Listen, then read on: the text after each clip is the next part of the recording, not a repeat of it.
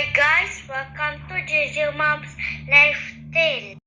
எல்லா போலும் இறைவனுக்கே இன்றைக்கி பெண்களுக்கு ரொம்ப அவசியமாக தேவைப்படக்கூடிய ஒரு குக்கிங் டிப்ஸ் தான் ஃப்ரெண்ட்ஸ் நம்ம பார்க்க போகிறோம். கண்டிப்பாக உங்கள் எல்லாருக்குமே ரொம்ப யூஸ்ஃபுல்லாக இருக்கும். முக்கியமாக சிறு வயசு பிள்ளைங்களுக்கு ரொம்ப யூஸ்ஃபுல்லாக இருக்கும். கண்டிப்பாக மிஸ் பண்ணாமல் கடைசி வரைக்கும் பாருங்கள். அதுக்கு முன்னாடி நம்ம சேனலை Subscribe and like. அப்படியே மணி பெல் ஐக்கானை கிளிக் பண்ணிக்கிறங்க. இப்போ உள்ள பிள்ளைங்க சமைக்க ரொம்ப சோம்பல்படுறீங்க. அது காரணம் சமையல்னாலே ரொம்ப வேலைன்னு நினைக்கிறீங்க. அப்படி இருக்கிறவங்களுக்கு இந்த வீடியோ ரொம்ப பயனுள்ளதாக இருக்கும். மக்களே இப்போ அவங்க வீடியோவில் போகலாம். இப்போ நம்ம அவங்களுக்கு டேஸ்ட்டு கூடுதலாக கொடுக்கக்கூடியது பால் பாயாசம். பால் பாயாசம் ஏற்கனவே டேஸ்ட்டாக இருக்கும். அதை இன்னும் கொஞ்சம் கூடுதலாக டேஸ்ட்டாக வைக்கிறதுக்கு எப்படின்னு பார்க்கலாம். 1/2 லிட்டர் பால், அதில் கொஞ்சமாக ஒரு குடம் தண்ணி ஊற்றிக்கிறங்க. 1/2 லிட்டருக்கு நீங்கள் 1/2 லிட்டர் தண்ணியோட ஊற்றலாம். அதுக்கப்புறம் எக்ஸ்ட்ரா நம்ம ஊற்றுறது இளநீர் ஊற்றுறோம். 150 மில்லி இளநீர் ஊற்றுங்க. இது நம்ம சேமியா சவ்வரிசிலாம் நெய்யில் வறுத்து போட்டு சவ்வரிசிலாம் வெந்த பிறகு சீனி போடுறதுக்கு முன்னுக்கு நீங்கள் இதை ஊற்றணும். ஊற்றின பிறகு நீங்கள் இனிப்பை பார்த்துக்கிட்டு அதுக்கப்புறம் நீங்கள் சீனியை போட்டுட்டு அதுக்கப்புறம் நீங்கள் முந்திரி கிஸ்மிஸை வறுத்து நெய்யில் வறுத்து போடுங்க. ரொம்ப டேஸ்ட்டாக இருக்கும். கண்டிப்பாக ட்ரை பண்ணி பாருங்கள். ட்ரை பண்ணி பார்த்துட்டு உங்கள் ஃபீட்பேக்கை சொல்லுங்கள். பால் பாயாசத்துக்கு ஏற்கனவே நம்ம நெய்யில் வறுத்து போடுவோம். இப்போ எக்ஸ்ட்ரா டேஸ்ட்டு வர்றதுக்கு நம்ம இளநீர் ஊற்றுறோம். இது அப்பத்துக்கெலாம் நம்ம இளநீர் ஊற்றி செய்வோம். அப்பம் கூழ் எல்லாத்துக்குமே செய்வோம். பாயாசத்துக்கும் செஞ்சு பாருங்கள். ரொம்ப டேஸ்ட்டாக இருக்கும். கண்டிப்பாக ட்ரை பண்ணி பார்த்துட்டு உங்கள் ஃபீட்பேக்கை சொல்லுங்கள்.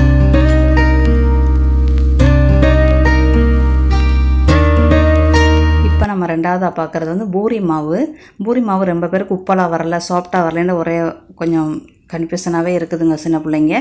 அவங்களுக்காண்டி 2 கப்பு இல்லை 3 கப்பு மாவு எடுத்துக்கிறோங்க. அதுக்கு கொஞ்சோண்டு சீனி போடுங்க. சீனி போடுறது நம்மளுக்கு நல்லா பொன்னிறமாக செவந்து வர்றதுக்காண்டி. அப்புறம் ஒரு 2 ஸ்பூன் ரவையை அள்ளி போடுங்க. ரவையை போட்டு மிக்ஸ் பண்ணிவிட்டு கொஞ்சோண்டு உப்பு போடுங்க.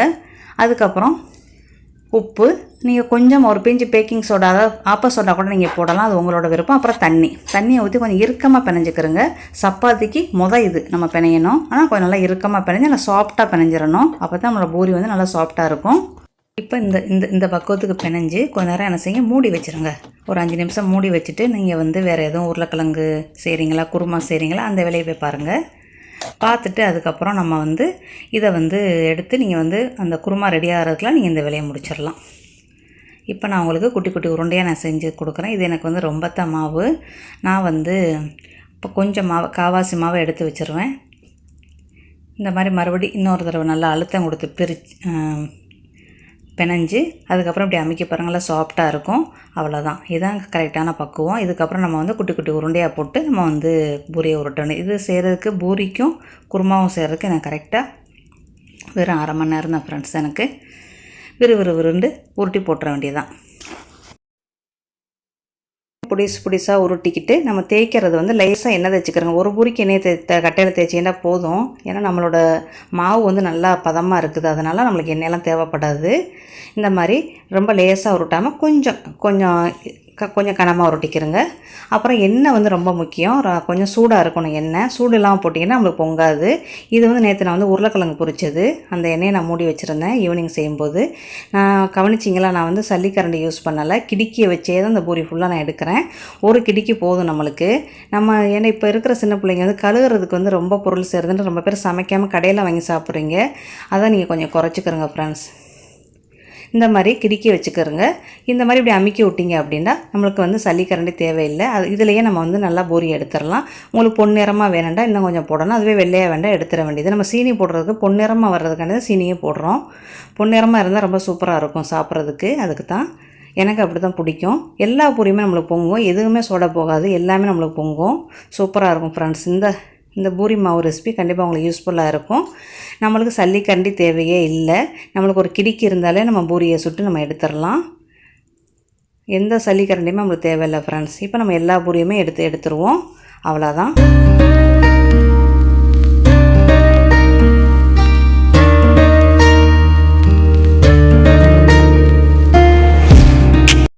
நம்ம பேலன்ஸ் மாவு ஒரு டப்பாவில் போட்டு மூடி வச்சுருங்க. ஒரு 3 நாளைக்கு நீங்கள் பூரி செஞ்சிடலாம், இல்லை பராட்டா செய்யலாம். ரொம்ப சூப்பராக இருக்கும். அதை ஜில்லர் உள்ளுக்கு வச்சுருங்க.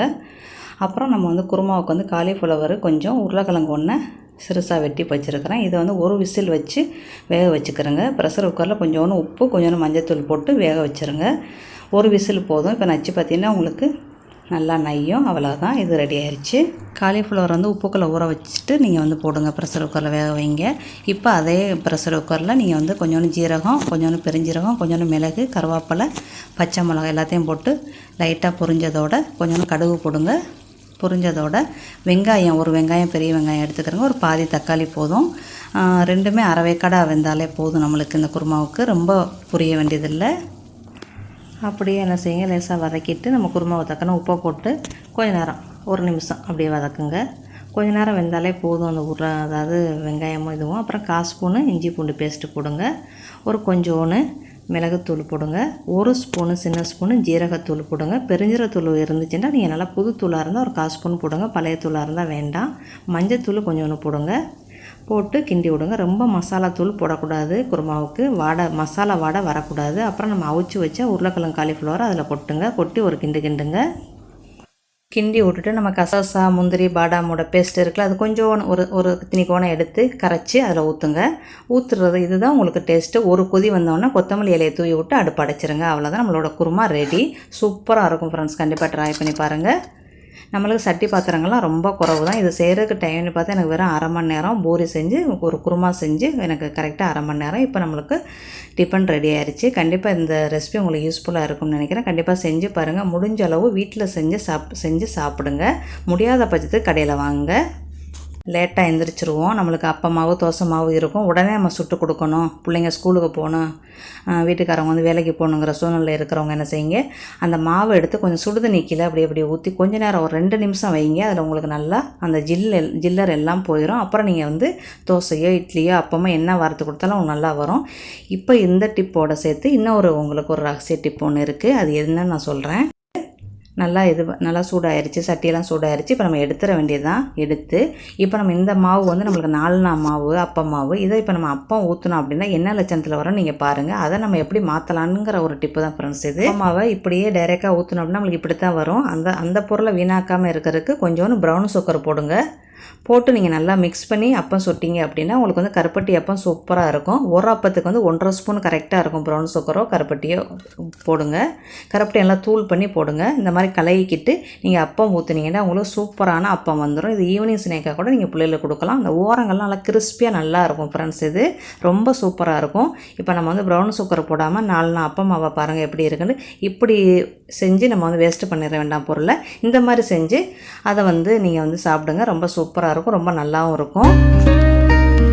அதே மாதிரி தான் குழிப்பணியார மாவு, இனிப்பு பணியாரம், முக்குளி மாவு எது இருந்துச்சு ஐஸாக இருக்குது அப்படின்னு இந்த மாதிரி தான் கொஞ்சமாக சுடுதண்ணியை ஊற்றி நீங்கள் சின்ன மங்களை ஊற்றி மூடி வச்சுருந்தீங்கன்னா அது சின்னதாக கொஞ்சமாக ஊற்றி சுடுதண்ணிக்கில் வச்சுட்டு நீங்கள் முக்குளி ஊற்றுனீங்க அப்படின்னா உங்களுக்கு சூப்பராக சாஃப்டாக நல்லாயிருக்கும். இதுக்கு நம்ம எதுவுமே செய்ய வேண்டியதில்லை. இப்போ வாங்க அடுத்த டிப்புக்கு போகலாம்.